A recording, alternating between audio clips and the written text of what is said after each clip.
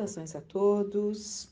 Nós vamos buscar para nossa reflexão um livro do Manuel Filomeno de Miranda, que foi escrito em 2012, Mediunidade, Desafios e Bênçãos, pela psicografia de Divaldo Franco, em que nós vamos pegar no capítulo que ele fala sobre os conflitos humanos e as obsessões coletivas. Até já vimos muitos pontos aqui deste capítulo e dos seguintes, mas vamos retomar que eles são de muita importância.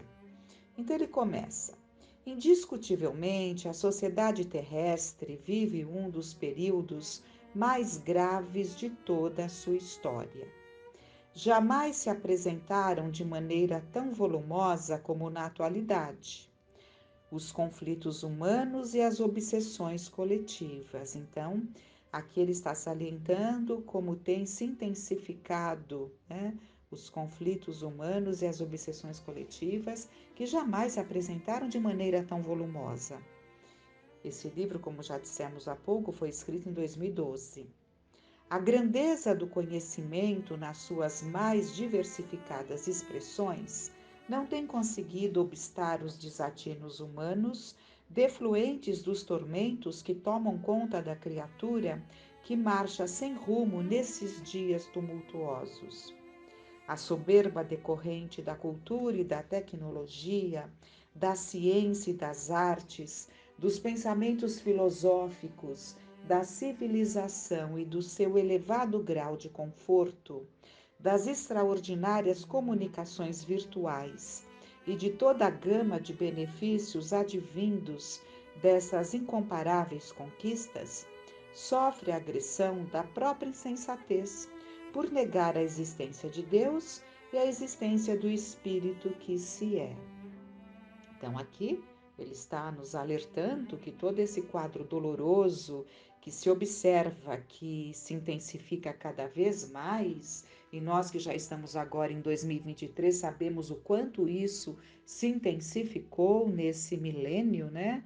Conforme o milênio está caminhando, mais se intensificam essas situações de desequilíbrio, de conflitos humanos e obsessões coletivas, e ele coloca que é justamente onde está a raiz de tudo isso. É por negar, um grande número, né? Negar a existência de Deus e as excelências do Espírito que se é, né? Reconhecer-se como um Espírito. À medida que se ganha, continuando então, à medida que se ganha informações técnicas e culturais, mas não em sabedoria, porquanto estão à margem os valores ético-morais que estruturam o equilíbrio emocional e respondem pela felicidade, mas a presunção parece afastar o ser humano da sua causalidade. Então, o que tem gerado toda essa situação calamitosa? A presunção do ser humano. Exatamente isso como ele diz. Continuando, chega-se mesmo ao atrevimento de afirmar-se que os países ricos, superdesenvolvidos, serão todos ateus, com período, muito próximo. Em período, aliás. Então, chega-se a afirmar que os países ricos, superdesenvolvidos, serão todos ateus em período muito próximo, sem que se tenham em conta muitos fatores que podem reverter-lhes a situação. Além das crises financeiras que periodicamente abalam as estruturas das grandes e poderosas nações terrenas, outras inesperadas e menos consideradas abatem a presunção humana. Então, ele está aqui alertando que Deus tem como nos chacoalhar, né? Para que realmente esse caminho de afastamento do Pai não ocorra como é da vontade de tantos. Então, Então, além das crises financeiras que periodicamente abalam as estruturas das grandes e poderosas nações terrenas, outras inesperadas e menos consideradas abatem a presunção humana, ferindo a autoestima dos mais atrevidos, em convites impostergáveis à meditação, como decorrência dos desastres de toda a ordem, sejam sísmicos, sociais, nucleares, nas suas fortalezas de energia que tanto bem proporcionam, no entanto, sob riscos incalculáveis a que dão lugar. A sucessão de tsunâmides no século atual e suas consequências. Então, a sucessão de tsunamis,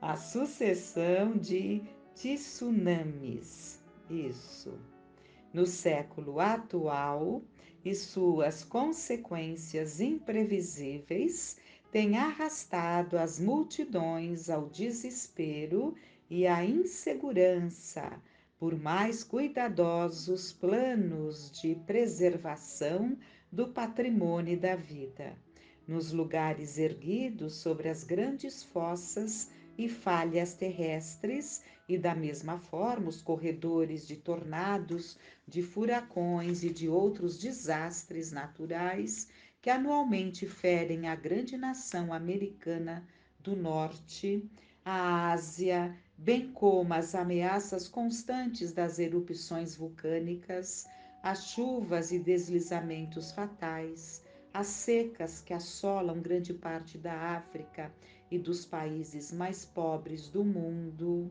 Então, aqui ele foi citando situações, né? Em 2012 já havia acontecido aquele grande desastre. De igual maneira, as enfermidades causadas pelo abuso e desconsideração pela vida, resultado dos vícios perversos a que se permitem os indivíduos, as contaminações decorrentes da promiscuidade sexual, social e familiar, como a tuberculose ao lado da AIDS, ceifando milhões de vidas, chamam a atenção para outras, as que decorrem dos distúrbios cardiovasculares, as degenerativas, demonstrando a fragilidade da argamassa celular em relação ao ser imortal, né? Então é uma forma de fazer com que o homem perceba a sua fragilidade, essas situações que nos acometem, apontam a nossa fragilidade, trabalhando então a nossa presunção. Por outro lado, a ameaça constante dos famigerados programas de extermínios de etnias nos países menos desenvolvidos, as preocupações com o terrorismo nos seus mais variados aspectos, demonstram que é possível preverem-se muitos desses males. Nunca, porém, a possibilidade de evitá-los. Então, tudo que se faz nesse sentido traz e melhora ali as previsões, mas sem grandes chances de se evitar, né? Todos esses fenômenos alarmantes que alcançam as pessoas sem qualquer exceção, bem como a velhice e os seus defeitos desastrosos quando não se soube edificá-la nos dias da juventude. Então vamos lá, até retomando, ele está citando uma série de coisas, dos desastres naturais do nosso planeta, depois ele fala das enfermidades, né, que que muitas vezes até por descuidos nossos, por buscas, por escolhas não tão cuidadosas, nos levam ali a várias doenças. E agora ele vai falar da velhice. Então, vou retomar aqui. Todos esses fenômenos alarmantes que alcançam as pessoas sem qualquer exceção, bem como a velhice e os seus efeitos desastrosos, quando não se soube edificá-la nos dias da juventude, constituem perigos para a ganância e as pretensões ousadas de uma vida que fosse indestrutível e inatacável no corpo físico. Então, o que ele está falando aqui? E quando vivemos para o tempo da virilidade, para o tempo da força, né? Para o tempo de uma juventude, assim, de uma força, e desconsideramos as aquisições que realmente nos sustentarão quando mais velhos, nos dando um sentido para a vida, porque se pautamos nossas vidas apenas nas coisas que a juventude nos proporciona, e quando falamos em juventude, não é apenas a juventude dos tenros anos, né, mas também a idade da força que prossegue além da juventude, né, por um bom tempo, mas se pautarmos as nossas vidas nessa situação, enquanto somos saudáveis, enquanto somos mais novos, com certeza teremos uma velhice que trará efeitos desastrosos. Justamente porque não se encontrará nessa época da vida as condições necessárias para se ter prazer de viver, para se encontrar sentido para a vida, né? Mas ele está dizendo que a velhice também, né? Os desastres trazidos para aqueles que não sabem buscar, enquanto tem a saúde, a força, esses desastres também apontam para a fragilidade, né? A nossa fragilidade, apontam para a necessidade de percebermos em nós o espírito imortal.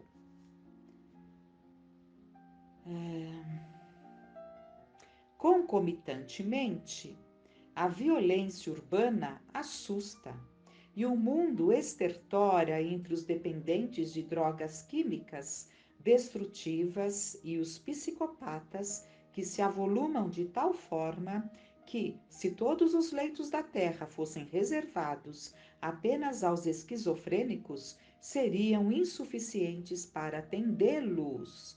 Vejam aqui a gravidade desta colocação. Para onde marcha a sociedade? 6.600 anos de decantada cultura e civilização são transcorridos, mas pequeníssima é a colheita de sabedoria e de paz. 6.600 anos de decantada cultura e civilização são transcorridos, mas pequeníssima é a colheita de sabedoria e de paz. O mundo tem sido governado mais por militares do que por poetas, filósofos, humanistas, demonstrando a predominância da força bruta sobre a grandeza do espírito e dos seus valores éticos. As lições da história, que se repetem com regularidade através dos tempos, não têm valido muito para a edificação de uma sociedade mais feliz, menos agressiva e mais responsável, especialmente no que diz respeito ao próprio ser humano. Muitas leis são elaboradas com frequência assustadora, umas substituindo as outras, antes de serem aplicadas e vivenciadas, enquanto o crime, a anarquia, a desonestidade e o cinismo graçam em escala tão crescente quanto inimaginável, né? Então, muitas leis elaboradas, muitas e muitas, né? Umas substituem outras, assim, são substituídas antes mesmo de serem aplicadas, né? Então, leis novas que surgem substituindo leis que estão ali estabelecidas, mas não são usadas, e assim vai, e enquanto isso, o crime, a anarquia, a desonestidade e o cinismo graçam em escala tão crescente quanto inimaginável. Qualquer indivíduo sinceramente firmado em propósitos de dignidade, de bom senso, perguntar-se-á: o que está acontecendo com a mulher e o homem contemporâneos? Do que lhes tem valido todas as realizações de que se vangloriam, se têm apenas uma breve duração, logo substituídas pelos desaires, pelo vazio existencial, pela depressão? Uma pergunta, né, que ele fez. O que está acontecendo com a mulher e o homem contemporâneos? A correria desenfreada ao prazer, a fuga psicológica da realidade cada vez mais empurram o indivíduo para o desequilíbrio, porquanto as mesmas sempre o aguardam adiante. Então, a correria desenfreada ao prazer, a fuga psicológica da realidade cada vez mais empurram o indivíduo para o desequilíbrio, porquanto as mesmas sempre o aguardam adiante, por mais prolongada se faça a ignorância da sua presença. E ao surpreenderem o incauto, produzem-lhe grande impacto de aflição e de desconcerto moral.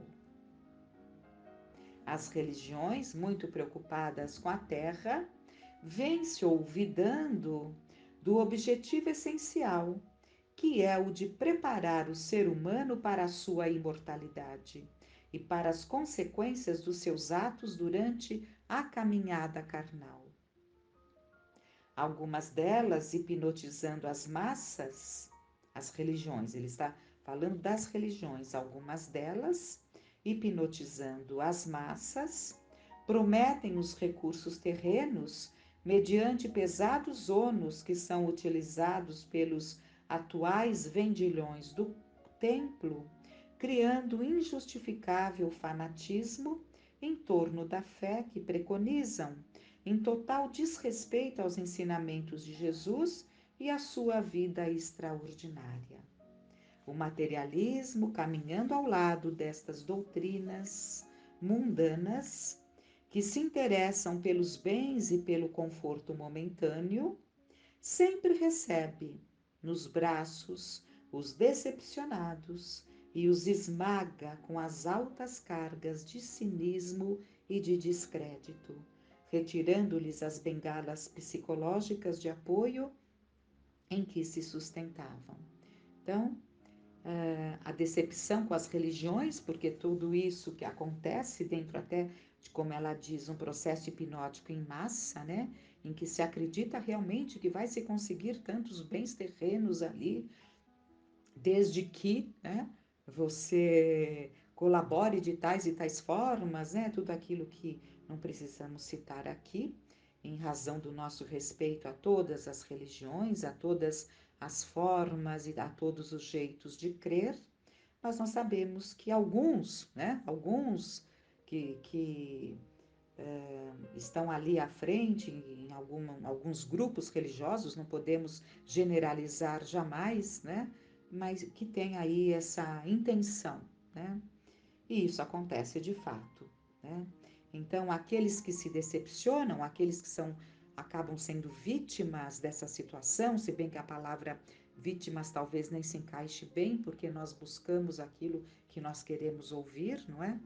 Mas, de qualquer forma, aqueles que se fazem vítimas desse embuste, né, acaba muitas vezes se decepcionando e partindo para o materialismo que os abraça muito feliz, né?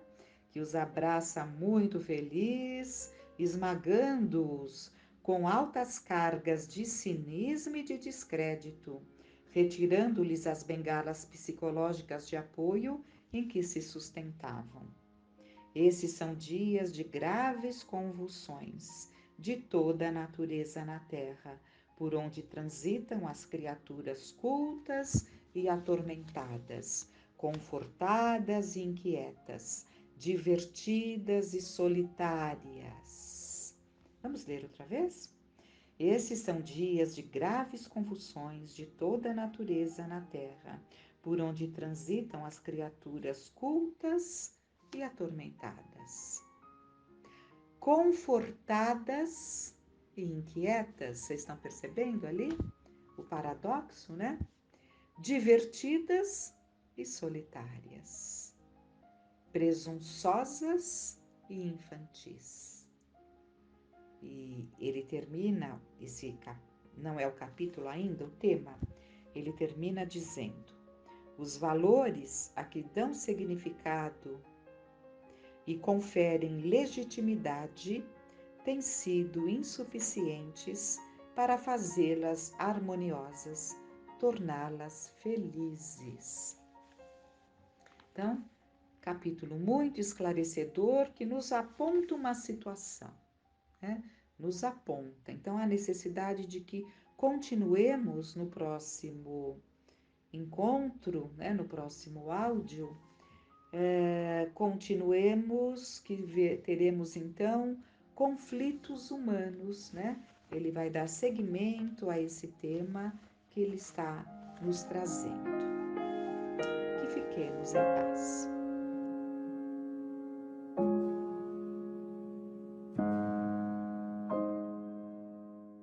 Olá pessoal, tudo bem? Vamos seguir com o nosso estudo do livro As Dores da Alma. O tema dessa semana é amor. São 3 partes. Primeira parte.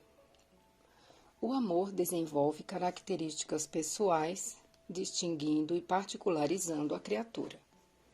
Ao proporcionar-lhe vontade própria e independência, enseja que ela expanda horizontes e dissolva as barreiras onde o padrão e a generalização ergueram paredes. Nos nossos dias, a maioria dos indivíduos tem conceituado o amor baseando-se tão somente no carinho de uma pessoa por outra, na construção romântica e simplista cultivada em nossa cultura, nos versos ingênuos e sonhadores dos poetas ou no que escuta e vê nos meios de comunicação de massa. Na realidade, trata-se de conceitos egóicos, quase sempre retirados das frustrações, das inseguranças, da sensualidade e dos sentidos imediatos ou ilusórios. O amor é um potencial imanente do ser humano. É um fenômeno natural a ser despertado por todos, e não simplesmente algo pronto e guardado nas profundezas da alma, esperando ser descoberto por alguém a qualquer momento. O amor está na naturalidade da vida de cada um. É uma capacidade a ser desenvolvida, como a inteligência. Um dia, amar será tão fácil como respirar em uma atmosfera pura ou saciar a sede na água translúcida. No amor real, nós desejamos o bem da outra pessoa e nos alegramos com sua evolução. No amor romântico, nós desejamos a outra pessoa e nos vestimos com o manto da possessividade. Por não amarmos é que a indiferença e o desprezo vigoram no seio da sociedade. Quem ama se torna gradativamente um indivíduo pleno. Por isso, nem sempre é conveniente aos tiranos e dominadores nos incentivar ao amor. Não nos querem libertos, originais e criativos.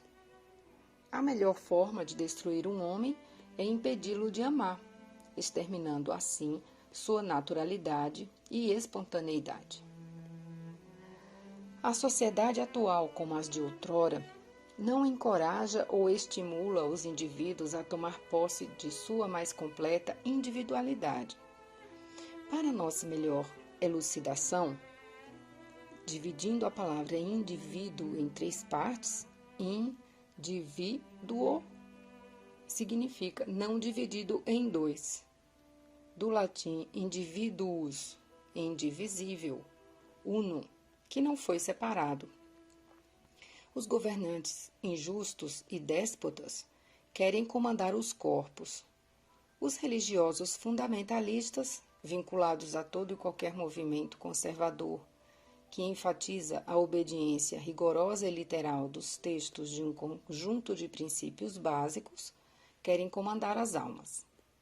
Querem nos reduzir a fantoches, a simulacro de ser humano, que nada sentem ou pensam. Fantoches são dirigidos, só obedecem, não possuem autonomia, não possuem comando da sua vida. Se houvesse amor entre os homens, não haveria fronteiras. O amor desenvolve características pessoais, distinguindo e particularizando a criatura.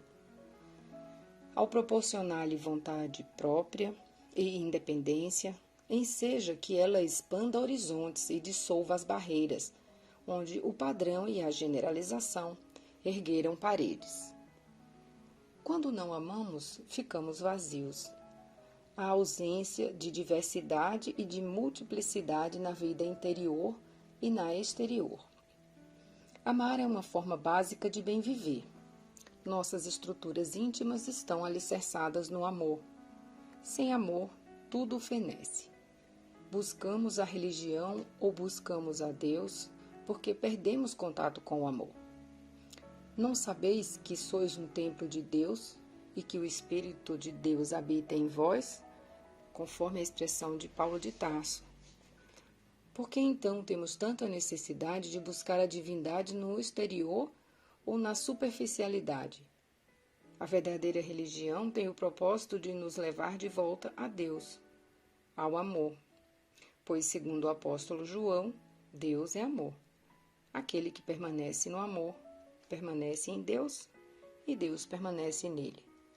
A citação mais acima, não sabeis que sois um templo de Deus, é de 1 Coríntios 3,16. E Deus é amor, é uma citação em João 4,16.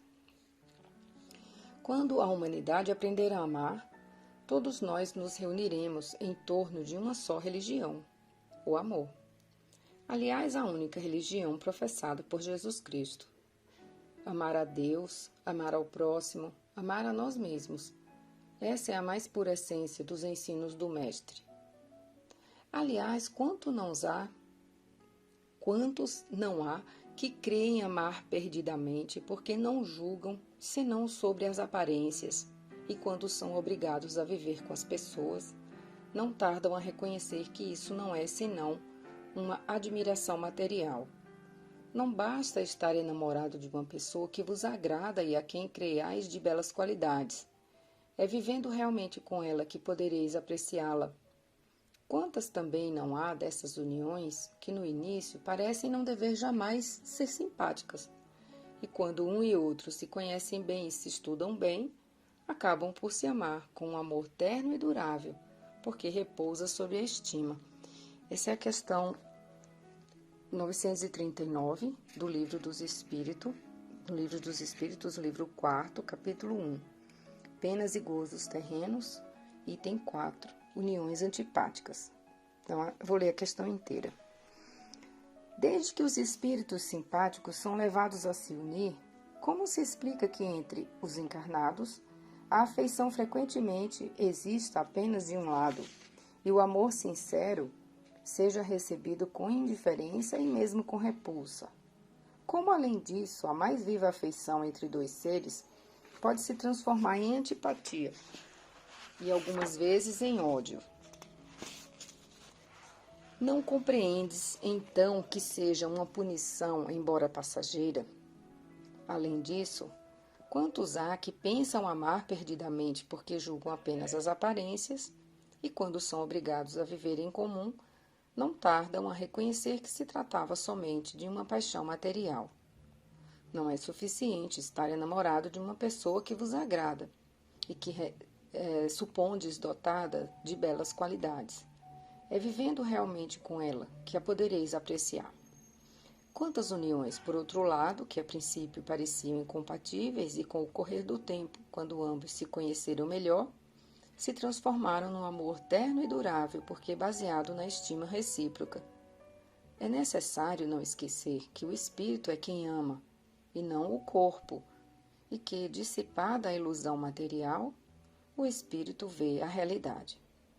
Há duas espécies de afeição, a do corpo e a da alma, e frequentemente se toma uma pela outra. A afeição da alma, quando pura e simpática, é duradoura. A do corpo é perecível. Eis porque os que se julgam amar com um amor eterno acabam se odiando quando passa a ilusão. Seguindo, durante anos e anos, comentamos e refletimos sobre o que é o amor. Que tal analisarmos alguns sentimentos e emoções que quase sempre confundimos com ele? Quando sentimos enorme satisfação por estar ao lado de alguém a quem admiramos excessivamente pelo seu jeito de falar, vestir, andar, satisfação que se intensifica em recepções ou eventos sociais onde seremos notados, não se trata de amor, mas de exibicionismo ou narcisismo. Quando precisamos desesperadamente de outro ser humano para viver ou ser feliz, estabelecendo para nós privilégios exclusivos, ou melhor, quando requeremos um verdadeiro monopólio de afeto, carinho e atenção dessa pessoa, não se trata de amor, mas de uma carência íntima ou necessidade afetiva. Quando vivemos entre crises de ciúmes, num clima de frustração, falta de confiança, tristeza e perda de estímulo para viver, lançando mão de qualquer recurso para manter uma pessoa ao nosso lado, mesmo quando sabemos que não somos amados, não se trata de amor, mas de baixa autoestima ou desrespeito a nós mesmos. Quando acreditamos que nossa existência perderá o sentido e não suportaremos viver sozinhos sem a presença do outro, reclamando insistentemente a presença de alguém ao nosso lado, para que possamos nos livrar da insegurança ou da instabilidade emocional, não se trata de amor, mas de dependência ou apego compulsivo. Quando achamos que devemos ter o controle absoluto sobre outro ser humano, não respeitando nada nem ninguém, dominando sua vida e acreditando que ele deva ter nossos mesmos objetivos, vontades e interesses, não lhe permitindo a livre expressão e o direito de escolher, não se trata de amor, mas de possessividade ou egoísmo.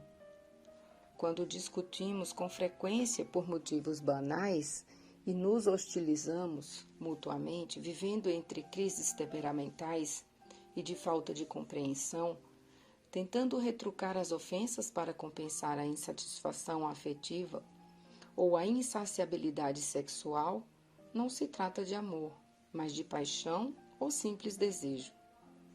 Mesmo aquele que tem pouco amor em seu coração, já possui uma pequenina chama que lhe ilumina o caminho nas tempestades escuras da existência humana. A luz de uma simples vela na escuridão da noite pode nos guiar seguramente e, por que não, também auxiliar os outros companheiros do caminho. Na imensidão da névoa noturna, um humilde vagalume consegue ser visto a relativa distância. Os nossos diminutos anseios de amor assemelham-se a tochas vivas que nos conduzem por entre os abismos e despenhadeiros que enfrentamos nas labutas da vida terrena. A minha frase aqui desse texto é preciso não esquecer que é o espírito que ama e não o corpo. E quando a ilusão material se dissipa, o espírito vê a realidade. Segunda parte. O amor nos põe à disposição o mais frutífero e abençoado dos terrenos para o crescimento interior. Esse solo fecundo, quando fertilizado pelo afeto real, nos faz abrir mão da ilusão de possuir toda a verdade, eliminando, em consequência, nossas síndromes de inflexibilidade.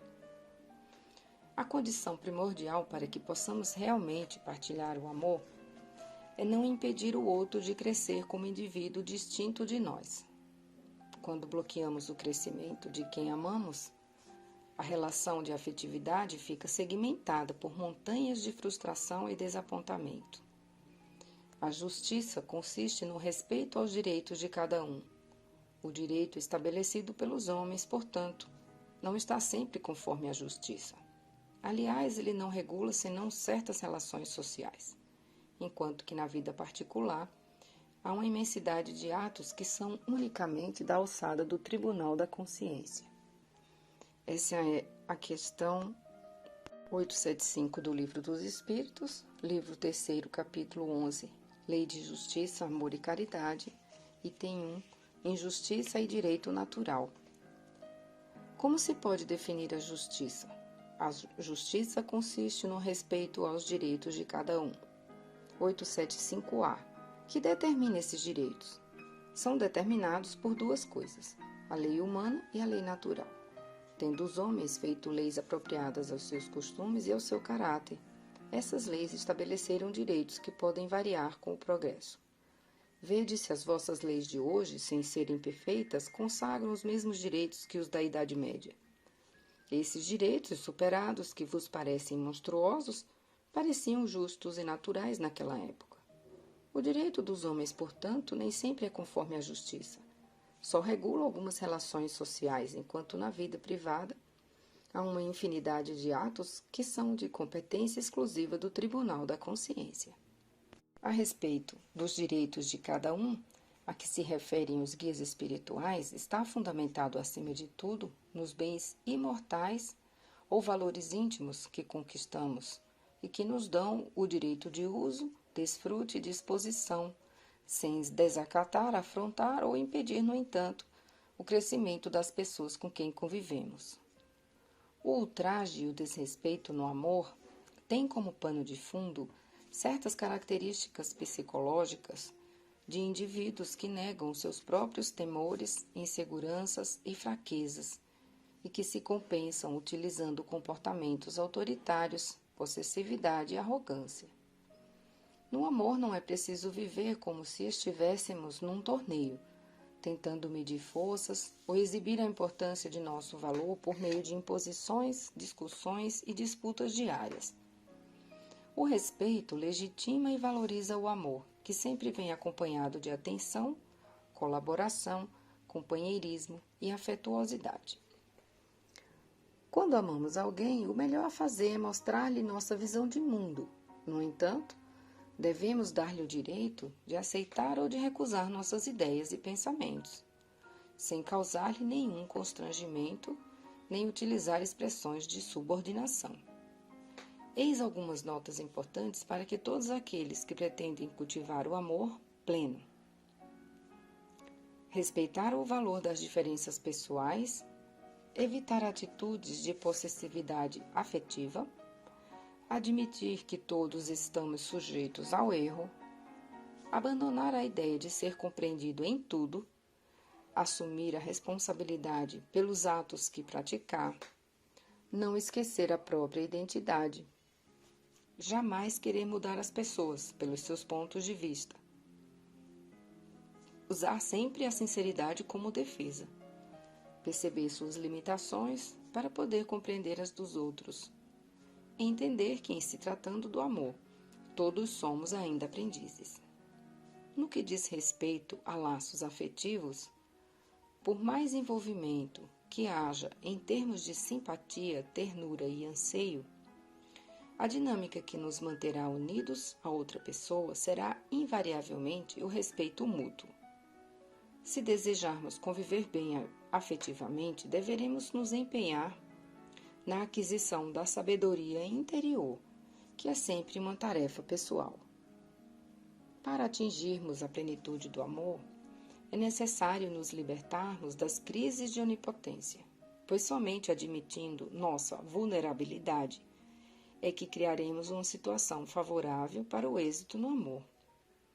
O amor nos põe à disposição o mais frutífero e abençoado dos terrenos para o crescimento interior.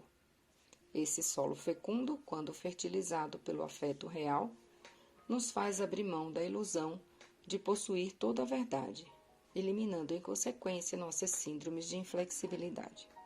E nesse capítulo eu vou destacar primeiro o parágrafo, para a gente refletir melhor.